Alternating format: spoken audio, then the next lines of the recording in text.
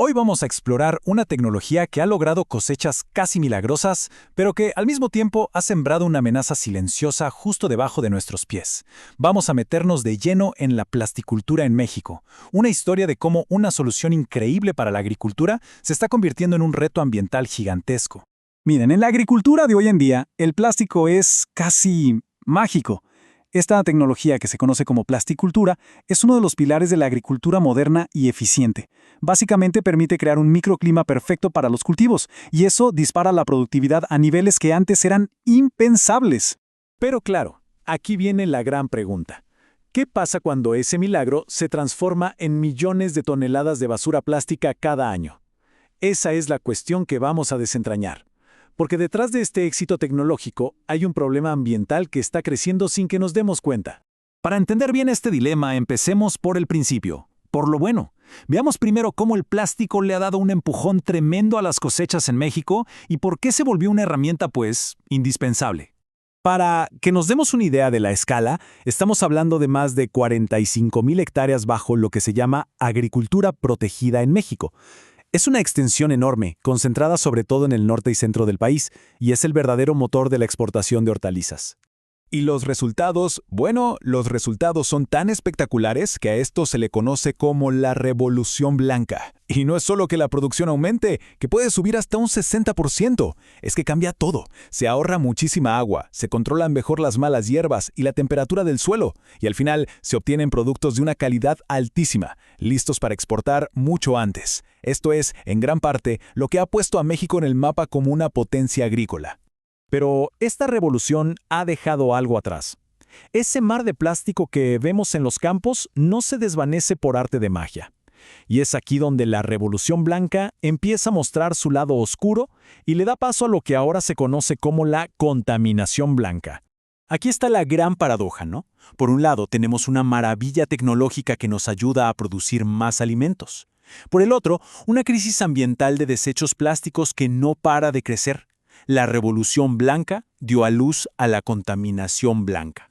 Y la cifra es realmente difícil de imaginar. Se calcula que cada año, solo en México, la agricultura genera más de 300,000 toneladas de residuos plásticos. Es un volumen masivo de material que, una vez que ya sirvió, tiene que ir a parar a algún lado. Ahora, esto es lo que de verdad nos muestra el tamaño del problema. De esas 300,000 toneladas que se generan, la capacidad formal para reciclarlas es de apenas 3,000. O sea, estamos hablando de menos del 1%. La gran mayoría de este plástico simplemente no se está manejando de forma adecuada. Y ojo, porque el problema va mucho más allá de la basura que podemos ver. Nos está llevando a una invasión plástica que es invisible y que está ocurriendo justo en la tierra que cultivamos. Aquí es donde entran en escena los microplásticos. La definición es muy sencilla. Son partículas de plástico de menos de 5 milímetros. Son el resultado de cuando los plásticos más grandes se rompen en pedacitos. Son diminutos, pero su impacto es gigante. Entonces, ¿cómo se forma esta amenaza escondida? Pues es un proceso. Empieza con las láminas de plástico, el famoso mulch, que se usan en los campos. Con el sol, el calor y el mismo trabajo de la maquinaria agrícola, estas láminas se van rompiendo, se van quebrando en pedazos cada vez más y más pequeños, hasta que se convierten en microplásticos que se mezclan con la tierra. Y este es probablemente el más impactante de todos. Las investigaciones demuestran que la concentración de microplásticos en los suelos agrícolas puede ser hasta 23 veces más alta que en los océanos. Hemos puesto toda la atención en la contaminación del mar, pero parece que la tierra que nos da de comer se ha convertido en uno de los mayores depósitos de plástico del planeta. Muy bien. Entonces, ya sabemos que tenemos una cantidad enorme de plástico invisible en los campos. La pregunta lógica es, ¿y eso qué? ¿Qué le hace al suelo? Pues los efectos que ya están documentados son bastante preocupantes. El daño es a todos los niveles, fíjense. Por un lado, la estructura física del suelo se debilita y pierde su capacidad de retener agua. A las plantas les cuesta más trabajo crecer, sus raíces no se desarrollan bien. La vida que no vemos en el suelo, todos esos microbios que son clave para la fertilidad, se reduce drásticamente. Y por si fuera poco, estos plásticos actúan como imanes para otros contaminantes tóxicos, metiéndolos directo en nuestra cadena alimentaria. Uno de los datos más alarmantes es este, una reducción de hasta el 12.12% en la fotosíntesis de los cultivos. Esto, en palabras simples, significa que las plantas contaminadas con microplásticos pues no pueden generar su propia energía de manera tan eficiente. Y esas pérdidas, que parecen pequeñas a nivel de una planta, se convierten en algo masivo a escala global. Se calcula que esto se traduce en una pérdida anual de hasta 360 millones de toneladas métricas de alimentos básicos como el arroz, el trigo y el maíz. ¡Qué ironía tan brutal! La tecnología que creamos para producir más comida ahora está amenazando nuestra seguridad alimentaria. Y además los plásticos no se quedan quietos en el suelo. Se mueven, viajan. El viaje empieza cuando entran a la Tierra. Ahí son ingeridos por organismos como las lombrices, y a partir de ahí se van transfiriendo hacia arriba, en la cadena alimenticia, a los pájaros y a los mamíferos.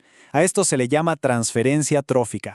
El panorama, como vemos, es complejo. Es preocupante, pero no todo está perdido. La pregunta clave ahora es, bueno, ¿y qué hacemos? ¿Cómo le damos la vuelta a esto? Vamos a ver qué caminos existen hacia un futuro más sostenible para nuestra agricultura. Ok, primero hay que entender qué es lo que falta. En México, para empezar, no hay un inventario nacional para saber siquiera cuánto residuo plástico agrícola hay. Tampoco hay leyes específicas para manejarlo. La infraestructura de reciclaje es casi inexistente. ¿Y qué pasa entonces? Pues que lo más común es quemar el plástico al aire libre o simplemente enterrarlo ahí mismo en el campo.